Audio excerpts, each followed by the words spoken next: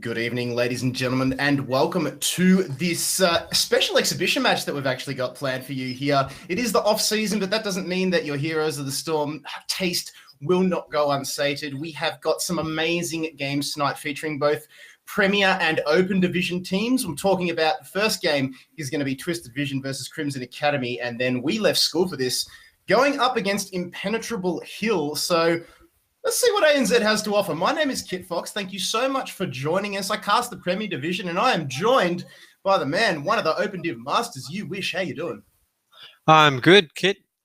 Pleased to be here. I'm excited. Something a little bit different than what we're used to just in Open, so should be some good matches ahead of us.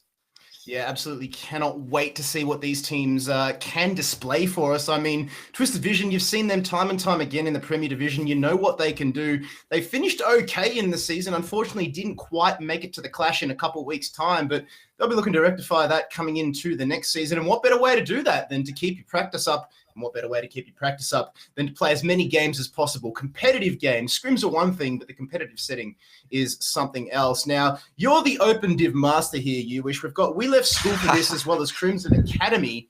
And Crimson Academy, as well as we left school for this, both major contenders.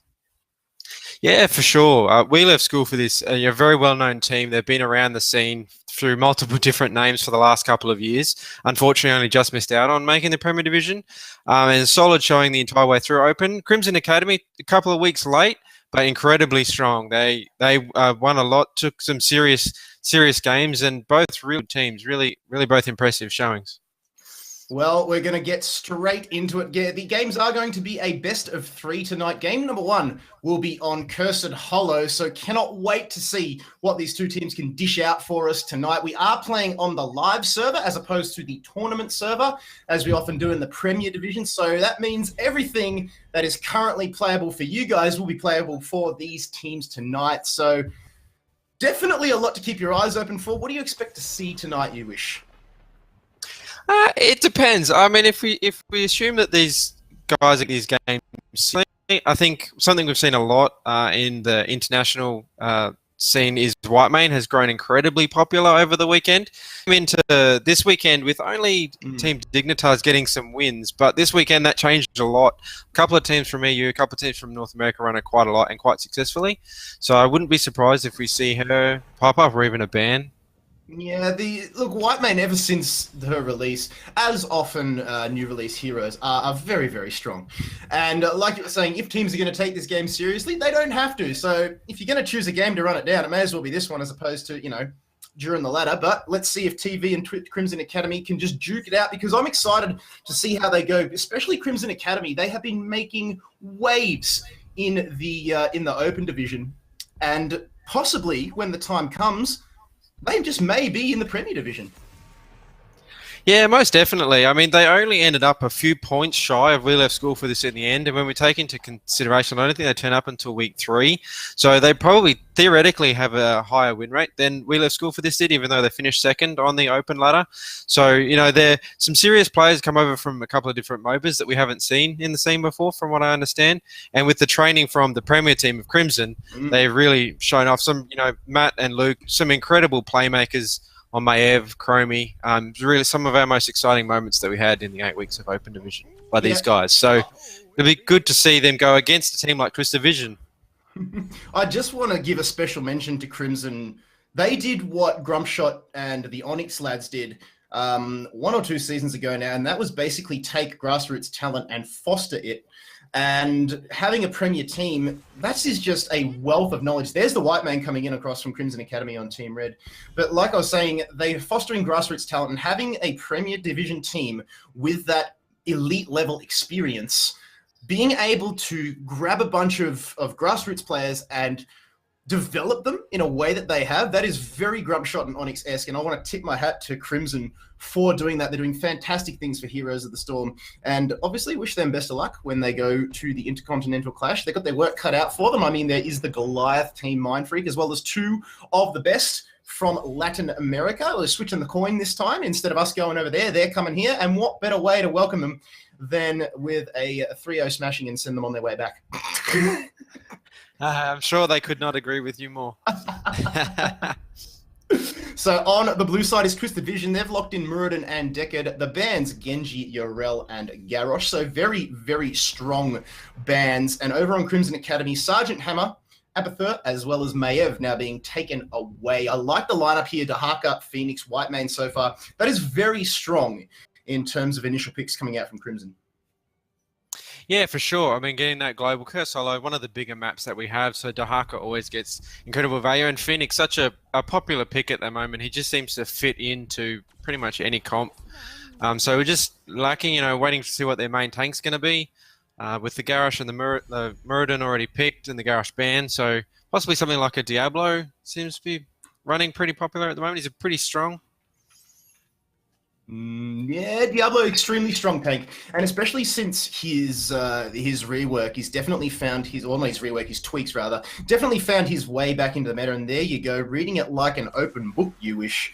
It will be Diablo alongside Jaina. Now, I really like Jaina. You've got two ranged, two big, beefy frontline tanks, but Samuro being locked in by Twisted Vision, and Cursed Hollow is one of those maps where camp pressure can really just sort of suffocate you if you don't answer to it, and Samuro is a great hero for that. It's a good response to that Dahaka going into that solo lane. I mean, Samuro's he's sort of a pseudo-global, I suppose, if you get control of those clones. So in the hands of someone like Coffee, who I'm sure is very well versed in the area, apply that constant pressure on all sorts of parts of the map, make really Crimson work for the advantage that they can try and get. So we're going to get into the game. On the blue side, you've got... I like Decade. I mean, as a solo healer, he's extremely strong, especially in a pinch as well. And just level after level, talent after talent, he just becomes an absolute beast. And when he gets either those rejuvenation or those shield potions available to him, wow, does he become an absolute monster. So well done, Blizz, for bringing us Decade. What I like is that they take the memes and they just roll with it and throw them into the game. Remember, it was Kel'Thuzad confirmed for ages. What do we get? Bang, we get Kel'Thuzad. Deathwing is the next one. We get the Diva Deathwing skin. How about a Decade announcer? No. We're going to go one more, and we're just going to give you the whole kit and caboodle. How about you take the hero with his voice lines and all? And they did a pretty good job of it too, so I don't think anyone's going to complain, especially if you're a solo. Healer main, solo, support. Or a Diablo fan, just in general. So once again, games will be best of 3. Twisted Vision on blue, Crimson Academy on the right, and this one is going to give us a good insight just into just to see what the open teams can offer and if they really can duke it out with the Premier Division teams. So let's get into this one, ladies and gentlemen. Thank you so much for joining us tonight. It is the show match, of course, so nothing too serious, but entertaining nonetheless. On Twisted Vision side on blue, you've got Magic Gnome on Decade, Coffee on Samuro, Penta is playing Arena, Gondo on Li Ming, and Spazzo on Muradin. And on the red side with Crimson Academy, we've got Matt playing the Diablo, Raven on that Dahaka, Ashley on the Jaina, Luke, their Playmaker on the Phoenix, and Pulse Croxley as support on that Whitemane. All right, Samuro, Coffee, not on his favourite Junkrat this time. He's going to go up to the top line. We've got a bit of appeal going on here from a Twisted Vision. Is this a pincer style play? It's more of a vision style play than anything else. You can see, looks like they're going to have a bit of a rush down on the bottom here on the side of Twisted Vision. So already letting Crimson Academy know what their intentions are. Spazzo just sits there, takes a few tower hits. Magic Gnome is throwing down the potions, and Spazzo is more than happy to oblige. You've got Luke down there on the Phoenix, and that's going to force a rotation out of Crimson Academy. You can see them already. They're already playing reactively. It's not where you want to be, but Twisted Vision just showing us why they are the premier team in this circumstance. They answer back well to Crim Academy. It's going to be Raven versus Coffee in the top lane. Whitemane, meanwhile, is just sitting back there, getting the heals up as best as she can, and now Crimson Academy get the chance to take this game onto their own haunches. Yeah, a little bit slow with that rotation. I think they just weren't necessarily expecting Twisted Vision to be down there at the bottom. They didn't, apart from rotating down, they didn't really respond. So Twisted Vision got a little bit of extra damage on those towers. It's not quite as important maybe as it used to be. Those towers don't get experience that they did a few months ago. But, you know, getting that advantage in the bottom with that boss in that bottom lane for Twisted Vision, that's a pretty good start. Like you said, showing they're stamping their foot saying, we're the premier team, we're going to show you boys how we do it. the Crimson Academy, they answer back well. They're actually going to take their Siege Giants and get them marching down the bottom lane. So that's going to put a bit of pressure on Penta. And we all know that Penta is no slouch when it comes to competitive heroes. The Storm, once playing for Mind Freak, and made the decision to just take a back step, which paved the way for Mad Hacks. And tell you what, if you're Mad Hacks, you'd be loving where you're sitting at the moment. Basically a bus ride all the way to land. It's fantastic. Yeah, I saw a tweet he put out. He was pretty a season as a good player, and he gets to go to the land. So good on him. You know, he's worked hard for that, and they've done really, really well. They've continued to be the king of ANZ HotS, even though Crimson have certainly tried to take it to him. So once again, Crimson Academy, they're going to play the macro game. They're going to get the the hard camp, get marching down the mid lane now. Finally, Coffee does what a good Samura does, and that is just focus on the camps. And he'll get the Siege Golems pushing the way for Twisted Vision up in the top as we get into the first tribute phase. At the moment, levels are pretty even. 2.5 minutes just ticks by us. There hasn't been the good old-fashioned ANZ bust-up in the middle lane, as we're so often used to. Much better timing there from Twisted Vision to get the camps going up. Haradra Cube will actually go out. It's going to be a Sapphire Cube, and Matt gets absolutely deleted in the middle lane as we get into the first tribute phase. But Crimson, they're positioning pretty well for it. Yeah, that was... Matt got caught out a little bit. I think he just wasn't expecting the full rotation. Maybe he was slowly rotating back to those towers, but that lockdown from Magic Gnome, like I said, proving how good deck it is. And looks like Twisted Vision's going to easily get this first tribute. Ooh, Spazzo just being a little bit cheeky there. Dwarf tosses his way out just in the nick of time. Already the first tribute is going to go over to way of Twisted Vision. And Crimson Academy, even though they're behind the tribute, they're slightly ahead in terms of experience at this point in time. We haven't seen any ganks coming out through the Brushstalker ability from Raven on the Dahaka just yet. Just turning his attention to Coffee in the top lane. He's got... You know, he sees the job that he has to do, and he's going to try and do that to the best of his ability, just waiting for the opportune time. Coffee putting a lot of pressure on him with those Samuro illusions, but you wish. As a hush falls across the map, Twisted Vision, they've clawed their way back up to that EXP. Granted, it wasn't too much, but they're now neck and neck again. Yeah, and it's one thing I didn't get a chance to talk about in the draft too. I'll be interested to see how Crimson Academy go in. You know, at the Open Division, we only play best of ones, so playing tonight with the best of three, something a little bit different. Be interesting to see how they adapt with what Twisted Vision plays, and then their drafts and things like that. You know, good experience, and it'll be interesting to see how they can evolve their play over like a full best of series. So as we get into the second tribute phase, both teams hitting that level 7 talent here. Looks like it's going to be the Q build coming out of Jaina, looking for Icelands as well as Frost Shard. And now we see the engage coming on. Spazzo goes deep. The Emerald Cube comes out from Deckard. Scroll of Sealing will not catch anybody out. Now the clones are taking a lot of attention of Crimson Academy here, and there's only the two frontliners that are being demolished by Twisted Vision. And as such, they lose their Dahaka, who did utilize that Brushstalker, but gets taken down pretty quickly as second tribute goes over to Twisted Vision. Yeah, that was a lovely fight, and managed to, like you said, keep them off that tribute so they could cap it. And then they also got the kill there. Dahaka did not. He was doing okay for a little bit, but they used his things, and I've gone completely mental blank. Yeah, but now it looks like Twisted Vision's going to turn around and push for an early boss, a 5-minute boss.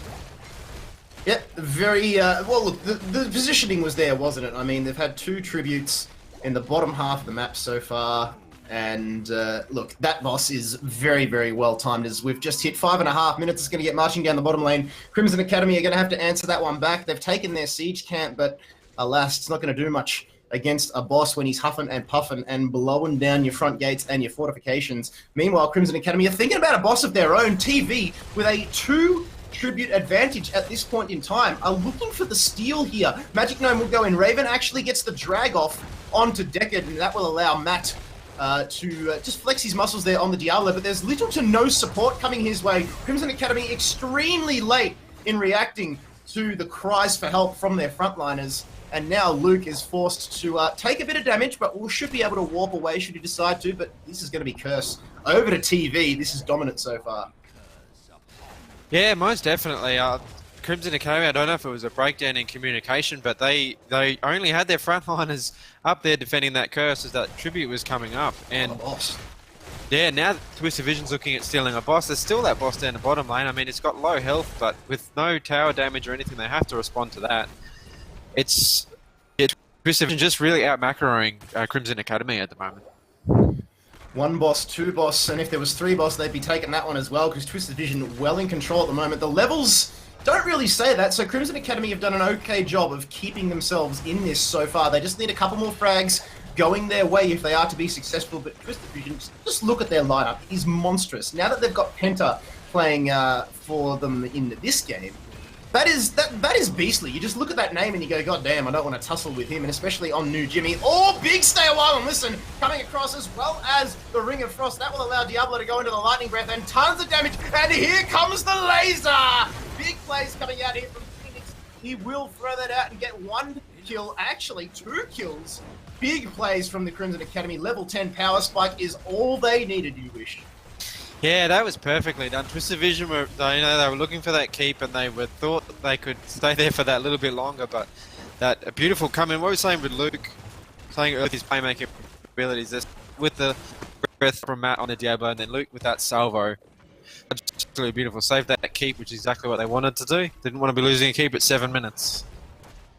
Both teams at level 11, and once again, Crimson Academy keeping themselves in it. Those 2 extra frags now, they're only 1 behind on the scoreboard. We're just hit over the 8-minute mark as the map pressure continues to pile on from both of these teams. Twisted Vision now getting the siege golems, pushing down the top lane. The troops can actually spawn up on the top half of the map this time, so Crimson Academy, they're going to be looking to take the hard camp and put a bit of pressure on the mid lane. Once again, it's all Matt in the mid lane. He's going to get hit by the Scroll of Sealing, charges himself away, but there is a 4-man Twisted Vision pain train chugging his way, and he gets sent back. That is a big kill. You kill a Diablo, it's massive. You kill a Diablo with souls, that's even bigger. Yeah, most definitely, especially at this time of the game. He had his souls, but so he's straight back again, but that just means he's a lot squishier now, and they've really been able to punish that front line. So with a front line that's a lot more squishy, that makes really worrisome for Crimson Academy.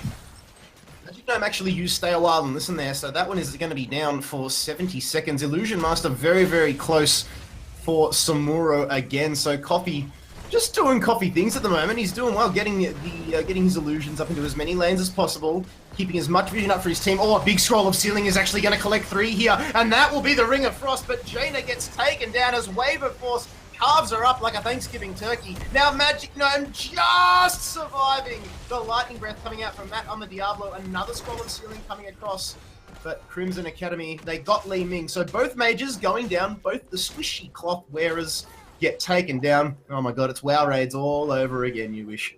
Haha, that takes me back. That took quite a bit.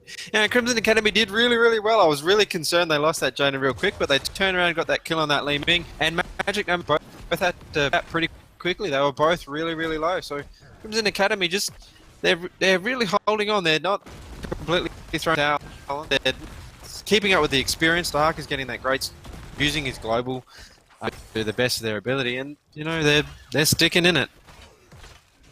Divine Reckoning still on cooldown for White Man as well, so if Twisted Vision decide to pop an engage off here, they kind of had the advantage. Crimson Academy threw everything, including the kitchen sink, at Twisted Vision in that mid lane, and they've taken the EXP lead. Again, they're very, very good at taking the siege camps. Their timing might be a little bit off, but regardless, that is still pressure that is being poured on, and that is forcing Twisted Vision to play reactively. Now, Scroll of Sealing in a choke point is actually going to catch Raven, but Magic Gnome taking a lot of damage, and Dickett gets absolutely deleted. Now, Spazzo joins him on the bench. Here come Crimson Academy. Luke taking a lot of damage as the Samuro does a massive, massive chunk of damage onto Phoenix, but Whitemane getting that zeal up and just healing everybody back up. Now Divine Reckoning is available. So lucky to get the engage there. Lucky to get the fight there with Crimson Academy. Their ults came up just in the nick of time, and this will actually be their first tribute that they're going to take here. Twisted Vision are more than happy just to sit back and let them take that one. You say, you know what, we'll give you one, but that's it. Yeah, that's it. They haven't had to give up too much. It looked like Crimson Academy were thinking about doing that boss. That boss had just come up, but obviously decided against it. Death time is still pretty low at this point in time, so they decided it was still probably a bit risky. and just push out these lanes a little bit. Keep that experience. Now they're looking at 14. They're about half, 3/4 of a level ahead. They're thinking maybe get that 16. Remember when that 16 comes along, they might be looking at being able to get that curse tribute. So we'll see what they can do. Raven up in the top lane, extending Crimson Academy's EXP lead, and Twisted Vision, they need to be very wary of that now. As the tribute spawns up in their half of the map, the bosses have actually reset themselves. So, dare I say it, whoever gets this tribute and a successful engage, just may actually turn their attention to the boss here. This is a very important point in the game, you wish. Yeah, most definitely. As we get close to that 16 talent level, those death timers, start getting a little bit longer. If Crimson Academy can get a good engage here, they can get 1 or 2. They could easily get this tribute, turn around and get their boss. They give them plenty of time to do that. And then they're looking at 16. They could really start putting some pressure back on the Twisted Vision.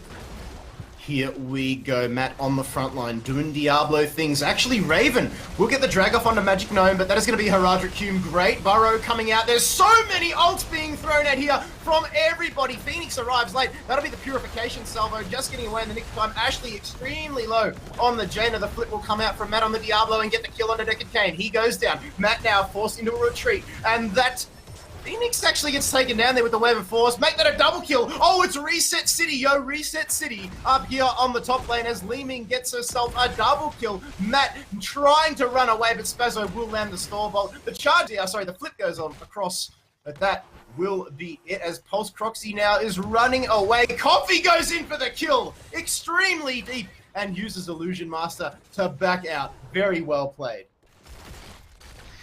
That was an incredible team fight. That for the longest time could have almost gone either direction, but in the end, Twisted Vision managed it. They managed to I only lost the Deckard, and like you said, the Li-Ming stayed alive, started getting those resets, and then it was all over for Twisted Vision, and they're now looking at another boss in that top lane.